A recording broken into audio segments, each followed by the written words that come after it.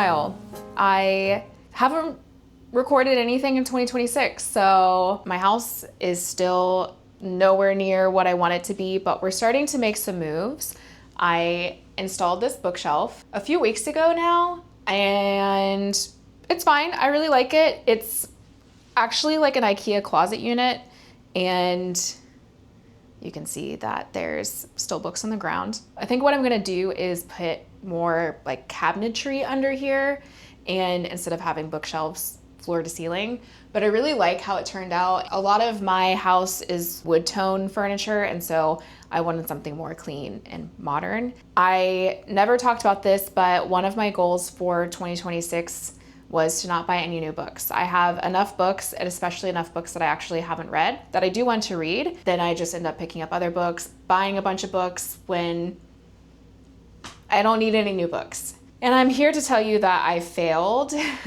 A few weeks ago, I was just not having a good time in life, and all I wanted to do was go to the used bookstore that I love, but I'll show you what I got. I don't think they're in one stack on the bookshelf, so I need to go through and pick them out, but I can do that. And then I also haven't been reading a whole lot, and I DNF'd a book, which is pretty crazy because I don't normally DNF a book.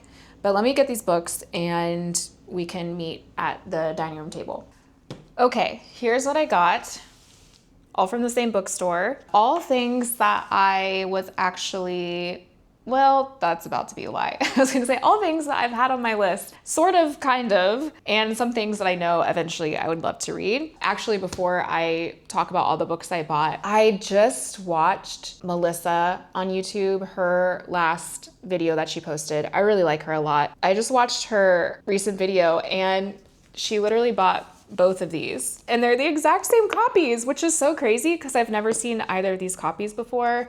I was so excited and thinking that I was like super unique. Yeah, she had the exact same ones, which is great because she has impeccable taste. So if she likes these, then I feel validated. But anyway, so I got Carrie in this very cool cover, and it was $4, and like the back of it has the photo from the movie.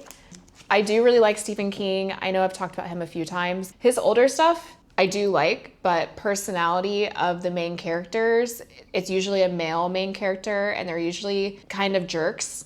And so I'm excited to read two female main characters, Carrie and her mom. Yeah, I didn't see, they came out with a remake of Carrie. Did anybody see that? And did anybody like it? I didn't hear anybody talk about it, but I liked the original one. This cool cover, $4. And then this was also $4. I still have the stickers on all of these. Thankfully they are easy peel most of the time, depending on what the cover is made out of.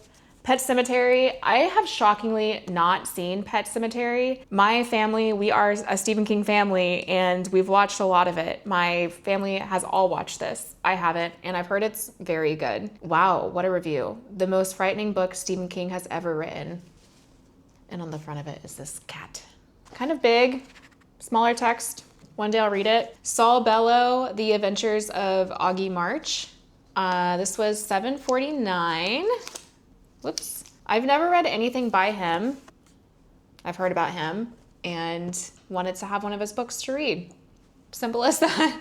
One day I'll read it. The Story of the Lost Child and Those Who Leave and Those Who Stay. This is book 3 and 4 in the Neapolitan novels. Neapolitan Quartet is how I've seen it referred to sometimes. I just finished the second book in the series. It's very rare. These were $8 each. It's very rare that I'm finding all of the books. I actually felt bad because all 4 of them in the same type of edition were on the shelf, and I only took 3 and 4 instead of taking all of them because I already have the other 2. But anyway, so I bought these. I know eventually I will read them. I loved the first and second one. I want a little break. Oh my gosh. This smells so good. This one smells like a book, like paper. This one smells like clean laundry. Have you ever been in somebody's house and it just smells like clean laundry? It must have been a person like that, and this must have been in that house for a long time because it smells amazing. I've never smelled a book that smells like clean laundry. Anyway, I know I will eventually read these, so I went ahead and just got both of them, $8 each, can't beat it. Although a friend of mine found the entire series at an estate sale for $2 each, so I guess you can beat it. The Lamb by Lucy Rose. This is a newer book. I had this recommended to me by, shoot, what is her name? There is a YouTuber who usually reads like horror and sci-fi, which are two of my favorite genres. She recommended this as one of like the best kind of scariest books, or maybe most disturbing book. I don't exactly remember the title of the video, but I will put her name somewhere on the screen. I wanted to read this after she talked about it in her YouTube video. I've never heard of this author or book before. I'm not really up to date on new things coming out. This came out in, hello? Oh, 2025, last year. So definitely not usually up to date on that. I think it's about cannibalism, and I do have a hard time with cannibalism. It's probably one of the only things out of gory, graphic things. I can do blood, guts. I love gory stuff, but cannibalism, whew, it does affect me. So we'll see if I make it through this. And then The Exorcist, I think that one was $8 maybe. This is the most expensive one, The Exorcist. This version of it was $20. It's just such a cool copy of it. Sorry, it's like super reflective because it has plastic. Here's the back of it. I just really liked this edition. I just like it. I think it's pretty. To be honest, I am scared to read it. I've never seen the movie, and I've been scared to watch the movie and read the book. Cannibalism, yeah, really hard for me. Also, demonic possession, very hard for me. Although I do like watching movies about it, and I enjoy watching them. And then when I'm in bed at 1 a.m. wide awake, just scared for my life, that's when I regret the decision. Not a lot of things do that for me. I really love scary movies. I love scary books, but whew, possession freaks me out. And also this cover is kind of disturbing as well. Those are the books that I broke my book buying ban for, and I don't regret it at all. It was very therapeutic. It was exactly what I needed. I know I will read all these books eventually, which makes me think I should probably update on what I have been reading. I don't actually know off the top of my head all the things that I have been reading. Right now, I'm reading Black Swan Green by David Mitchell. He wrote Cloud Atlas, which also turned into a movie, but I never saw the movie and I never read the book. I am loving this book so much. I love the writing. I feel like the last time I read a book whose writing really just, I don't know, I just loved the way the character speaks. I think the last time I felt like that was reading A Clockwork Orange last year. Just loving the main character. Even though in A Clockwork Orange, the main character is a terrible person, just reading that sort of inner monologue, there were so many times where I would kind of like chuckle to myself. Weirdly enough, in A Clockwork Orange, definitely in this one, I think he's like a 13-year-old boy, 12-year-old boy. I want to be his friend. Like, is that weird that I want to be this 12-year-old boy's friend? The way it's written is so readable and so realistic, and he's just funny. Not trying to be funny, but just some of the little internal comments he makes as other people are talking to him, or that he makes to himself as he's talking to other people. It's just good. I DNF'd Morning Star, which is the third book in the, is it the Red Rising series? It originally was a trilogy, Red Rising, Golden Sun, and then Morning Star being the third. And I think Pierce Brown, the author, just had so much more to say. He kept writing. I loved books 1 and 2, Red Rising and Golden Sun. I don't have a physical copy of Morning Star. I was listening to it on audio, and I'm wondering if that has something to do with it. I normally love audiobooks, but I gotta tell you, I made it a few hours in, and it's like a 14-hour book or something. Let me actually look. 22 hours. It's a 22-hour long audiobook. I made it a few hours in and just was not paying attention, could not get connected to the storyline. I was at first. It's just so much war. I don't really care about war. Granted, war mentioned in here is more narrative and less logistical. I mean, that's how the first couple of books are. It's about this kind of space war situation. But by the time I get to the third book, they're pretty deep in the war, and I just don't care. I just don't care. So I stopped reading it. Maybe eventually I will pick it back up again. Maybe I need to try reading a physical copy of it because potentially it was the audiobook that really turned me off. I'm not sure. What else have I read? Okay, so I did read Story of a New Name, the second book in the Neapolitan Quartet, and loved it. I read The Outsider by Stephen King, which I loved. I loved that book so much. I also loved the show, and I watched the show a couple years ago, and the show is incredible. It has Cynthia Erivo in it, which is insane. She's like the best character in it too. It's horror adjacent, I feel. It's more, to me, it's more sci-fi. It's definitely creepy, but it leans more sci-fi murder mystery than it does horror. I also read I Am Legend, which actually, let me go grab the books that I have a copy of. Okay. All right, so excuse me, my phone just said it didn't understand. It's because I wasn't talking to you. The Story of a New Name, already talked about that, but visual. I did finish Practical Magic finally at some point. I don't even know when I started and when I finished it. I like the movie better, oddly enough. Not a sentence often said. I Am Legend. This is one where I talked about the easy peel stickers. Not in this case. And it's definitely just whatever this cover material is, it will not peel off. Shockingly, this is about vampires. If you watched I Am Legend, did you think it was zombies or vampires? Because I think 90% of the people I have since talked with this about, we all thought it was zombies. When you think about it, they couldn't go in the sunlight. They couldn't go in the sunlight. So anyway, this is very obviously about vampires, and I thought it was a really great book. The guy in it, there's some talk about him, you know, he's alone. At first, thinking it was about zombies, and he's talking about seeing there's like a female zombie monster outside of his house at night, and he's talking about her in a way where he like wants to be with her. And in my brain, thinking it was a zombie, I was like, that's disgusting. She probably looks disgusting. And then the more I read the book, the more I realized they're vampires and they look the same. And he, like, not that that is exactly justified, but it made more sense where I was like, okay, it's not some decrepit, decaying woman walking outside and just because she has boobs, he's like, you know what? So that made me feel a little bit better, but it was a good read. And then The Outsider, this is the copy I have, although I actually listened to an audiobook. I also read We Love You, Bunny, the sequel to Bunny. I loved it. I think that people did not like it as much as they liked Bunny. I feel like they're kind of different books.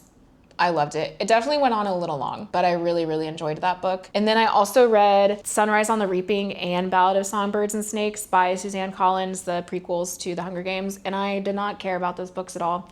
I loved The Hunger Games. I read them all before the movies came out. I rewatched the movies to kind of prep to read these books. And then I watched the movie A Ballad of Songbirds and Snakes. I just didn't care. I didn't care about any of it. Not that they were bad, but I think that maybe that universe, story, plot line, what have you, is a little bit past me now. So anyway, that's what I've been reading. I am thinking of doing some horror or sci-fi horror adjacent, something spooky. It is absolutely brutally hot outside. It's now summer in Florida in the way where normally the sun, you know, you can like feel it on your skin in spring and it feels good. Now when you walk outside and the sun hits your skin, it feels like poison. And it's also extremely humid. It's been storming for days, all week. It's gonna storm all this week too. And I think in other states or other parts of the world, that means it's going to cool things down. No, that means here, everything turns into a greenhouse and it's not only hot, but now it's even more humid than ever. And when that happens, I definitely resort to wanting to just be cozy and pretend like it's fall. So I don't know what I'm gonna read next. I definitely thought about reading either Carrie or The Lamb. I would like to read Pet Sematary, but it's just a little longer and I've not been a very good reader lately and don't want to lose any sort of motivation that I am potentially gaining, which is very little. I could read this. The font in it's very big and it seems like an easy read. What else do I have? What do I have on my bookshelf? I have not actually organized the bookshelf or styled it, and I don't know if I ever will, to be honest. I don't really care much about that. I kind of like a messy bookshelf. Here's where most of my scary stuff is. I did get this book, In the Flesh. It's a collection of short stories by Clive Barker. Clive Barker wrote The Hellbound Heart which is what Hellraiser is based on. I used to have a copy of it. I loved that book a lot, but I gave it to a friend for his birthday. So this could be potentially fun since they're short stories, quick and easy to read. This could also be fun. So ridiculous. The Holmes Dracula file. I got it from the same used bookstore, and there seems to be quite a few of them in the series. Two of my favorite books of all time are Dracula and any of the Sherlock Holmes books. This seemed right up my alley and could be just hilarious. I don't think I'll read this one anytime soon. This is supposed to be a true story, as you can see from the cover. My brother read it and said it really freaked him out. My brother showed me had me read an excerpt from this, and whew, War of the Worlds, I've already read that. Dr. Jekyll, Mr. Hyde, I've already read that. Henry James, Turn of the Screw. That could be fun because it's a short story. So it could be an easy summerween read. Ghost Stories of Edith Wharton could also be fun summerween. Also, summerween is a horrible combination of words, but that's what it's called. Death is a Lonely Business by Ray Bradbury. I have not read this. He's probably one of my favorite authors. I've read a lot by him, but I have not read this. Fahrenheit 451, not horror. Side note, look at that. This is my favorite book of all time. What else do I have up here? The Shining, read, loved. The Stand, I have not read, but look how big it is. So I probably won't do that. It, Salem's Lot, Doctor Sleep, Frankenstein, Dracula. This is actually not Dracula. This is like about Dracula. I've read all of these. Well, I've not read this one. Boys from Brazil. This is the guy who wrote Rosemary's Baby. That could be interesting. This is the sequel to Rosemary's Baby. I do not recommend. I do recommend Rosemary's Baby. I don't have a copy of it. My friend's borrowing it, but do not recommend the second one. Yeah, I've read all these. I've not read these. Interview with a Vampire. Cool copy. That could be interesting. I've never read that. This is Sweeney Todd. Never read that. Dowry of Blood. This is pretty much out of my normal genre. This is like, I think, romance, horror. I don't know. Not my normal go-to. Okay, I think I'm going to read The Turn of the Screw. I watched The Haunting of or at Bly Manor at some point, and I liked it.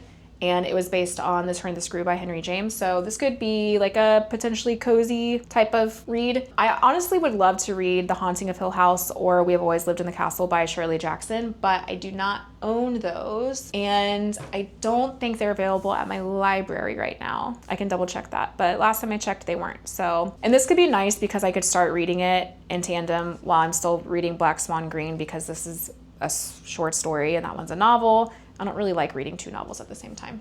I wonder what else summerween wise I can get into for myself to enjoy the heat a little more. Like, not enjoy the heat, but ignore the heat a little more. I definitely have fall candles lit. I honestly prefer those scents anyway. Not the like heavy gourmand ones, but more of like the apple, cinnamon, spice ones. Not pumpkin-y, cakey. You know what I mean? More bright. Apple's like summer, but you mix cinnamon with it and it's fall. Who cares? Anyway, I got this little dining table yesterday. It's so cute. Also, here's my remainder evidence from talking about books just a minute ago. Isn't this so sweet? It's vintage, obviously. I mean, it's got some wear and tear, and the sides of it pull out to extend it, which is really nice. This part of the house is my entryway, and it's a very small little space. So I knew I needed a small table, but I wanted the ability to make it bigger if I have people over. And then this chair is so funny. I've had this chair for maybe a year now, but I got it for $2 from an estate sale. It's the only chair I had, so that's what my dining situation looks like as of yesterday. Well, I also got this new kitchen island, which is so nice that my kitchen is large enough to accommodate an island. I mean, this is pretty small, like hand for reference. Very exciting. These two purchases yesterday, I feel like completely transformed my house. I'm a very slow to decorate type of person. I have a really hard time making decisions about furniture and about clothes. For some reason, those two things feel like making a decision has to be the ultimate decision, and I will never be able to change it. So I have to be very thoughtful about it, which is a good way to think about things. So I'm not just willy-nilly buying clothes that I don't really like or furniture I don't really like, but it also puts me in this sort of stalemate with myself of actually having clothes to wear or having furniture in the house. So yeah, I moved in like 7 months ago now, and I still have I have an entirely empty room. This entryway where the dining table is, I mean, I just got the dining table yesterday. So things are moving very slowly, and I'm fine with that. I have all the time in the world, and it's also nice for budgeting reasons. I'm not just buying a bunch of brand new stuff to fill the house. I'm selling stuff on Facebook Marketplace that I had before, buying things off Facebook Marketplace, haggling. Oh my gosh, your girl loves to haggle. So, did you guys see Backrooms? I loved it. I loved it. I actually saw it twice. This is not a comfortable angle for me. What am I doing? First time I was in New York, I went 2 weeks ago now, and I was there to see James Blake in concert. So good.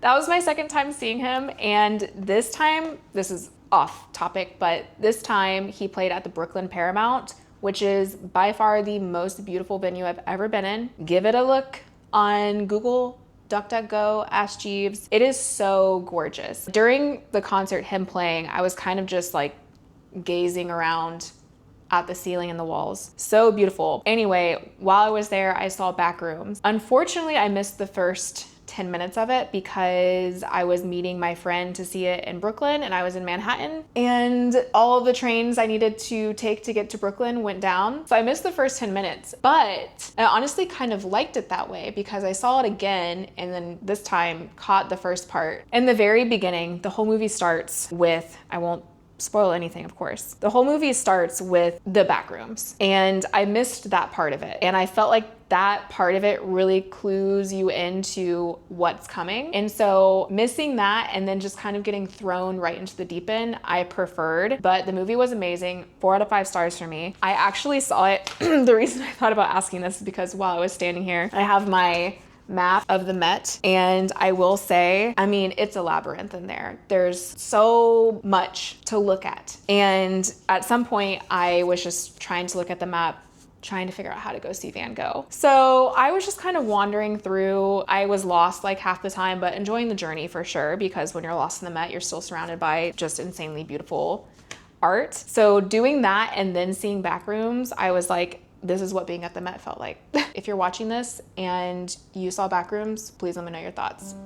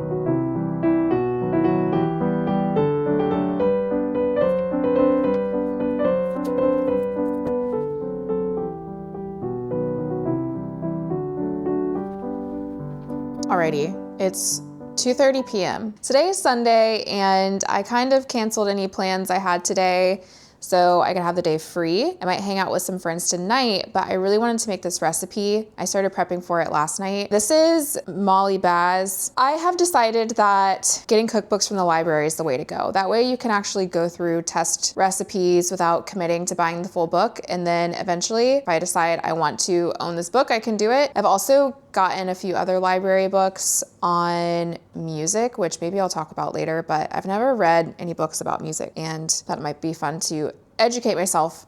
Anyway, beside the point, this is miso marinated pork steaks and spicy cucumbers. I think I'm gonna put it over rice or greens or both. So I'm going to cook this. I don't even know if I'm gonna eat it right now, but I just wanted to cook it and hang out. It's pretty gloomy here. It's supposed to thunderstorm later, and it just seems like a good Sunday afternoon activity.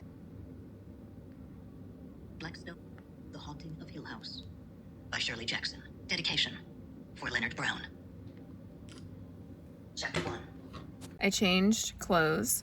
I cooked the recipe and my clothes just smelled like smoke. It was good. It was just a little sweet. The marinade for the pork chops has sugar in it, and then the cucumbers, you end up making like a little marinade for that, and that had sugar in it. And I just felt like I know the sugar has a scientific purpose in those instances, but it was just sweet. I feel like if I made it again, I would just do it with less sugar. What I'm doing is going to pick up a little like tray thing from Facebook Marketplace. I'm getting it off of Facebook Marketplace from somebody who's like 10 minutes away. $15, so I'll show you once I get it. And then I'm going to watch a bunch of sports with a couple of friends. I feel like once I get home, I don't know what time it'll be. I will either try to be like cozy inside, lamps, candles, summerween vibe, maybe watch like Twin Peaks or Coraline.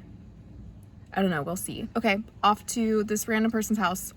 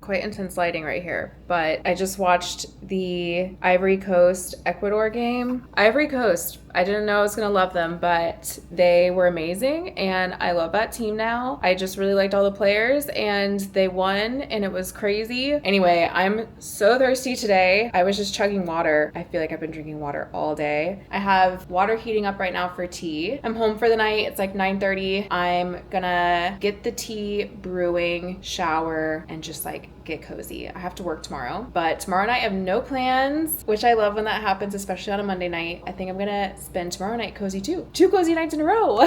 What did I do to get so lucky?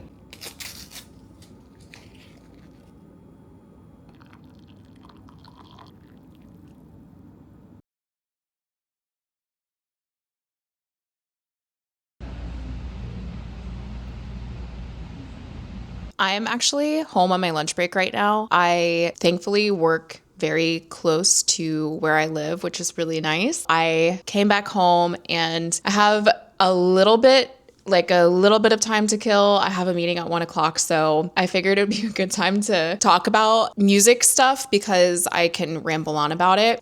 First and foremost, I'm going to be drinking this juice. When I buy juice, I always buy something like super green, very much healthy. I don't like to spend money on fun fruit juices because normally I'm drinking it because I haven't been eating enough vegetables. So it's apples, cucumbers, spinach, kale, lemons. And it's from Whole Foods. I went grocery shopping at Whole Foods recently. I normally don't because it's so expensive, but I just wanted to punish myself, I guess. Anyway, I spent $1 bazillion and decided to also get a juice that was like, maybe it was like $7, which I guess isn't too bad. Let's give it a taste. That is actually really good. Oh my gosh. There must be a lot of apples in it because it's pretty sweet. Amazing. Okay, that is beside the point. So I canceled my Spotify. I have had Spotify since it was like in beta mode for the United States. So longtime Spotify user, lots of history with me and all the songs I have saved on Spotify, favorited playlists. The algorithm really knew me very well, for better or for worse. Not to get like too political here, but ultimately Spotify just doesn't pay their artist per stream as much as other streaming services do. So I switched to Apple Music. I will say Apple Music's taking a little bit for me to get used to as far as the interface. I feel like in some instances they're trying to be different with like the UI. So it's not an exact copy of Spotify. Oh, there's a piece of hair on me. I got it. So some things just don't seem as intuitive when you're clicking around, and I feel like there's just not a purpose for it to be unintuitive, but it's just taking a little bit to get used to. It's been a few months now. Is there another piece of hair on me? You guys, my hair is out of control. Anyway, so I made the switch.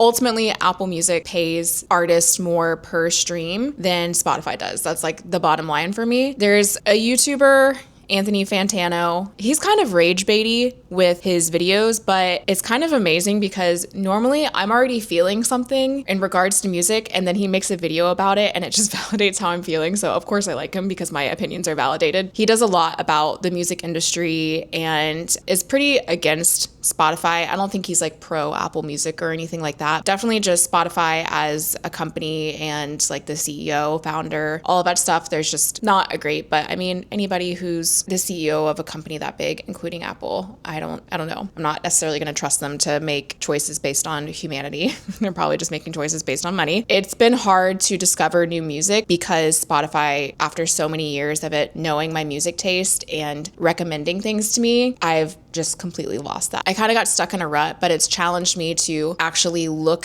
for more music, or I will Shazam in public a lot. I Shazam things all the time. And so now I'm like trying to actually go back, look them up, save them, versus when I had Spotify, I had so much like content, music to look through that I would Shazam things and I was just like, oh, I don't need to.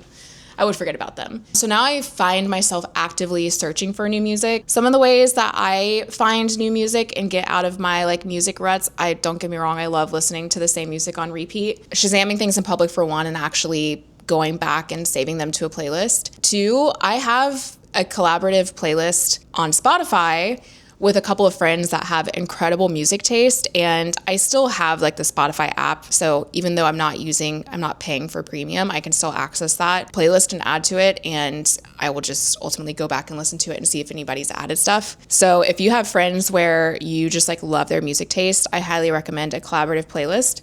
I also have a collaborative playlist with other friends on Apple Music because they have Apple Music. So I love it because I can just go to it at any time and listen, and I know I'm going to like what's on there. And then a third way is, I mentioned this, books. I, in the past 6 years, have listened to more like 80s punk, new wave. At first, I was just listening to like the Smiths more. And then from there, I've kind of like branched out. Not that the Smiths are new wave, but I figured it would be cool to actually educate myself on this genre, sort of the origins of punk. I've always been kind of confused if it started in London, if it started in New York. There's California, there's DC. So I just looked up a couple of books from the library, and I haven't read any of these.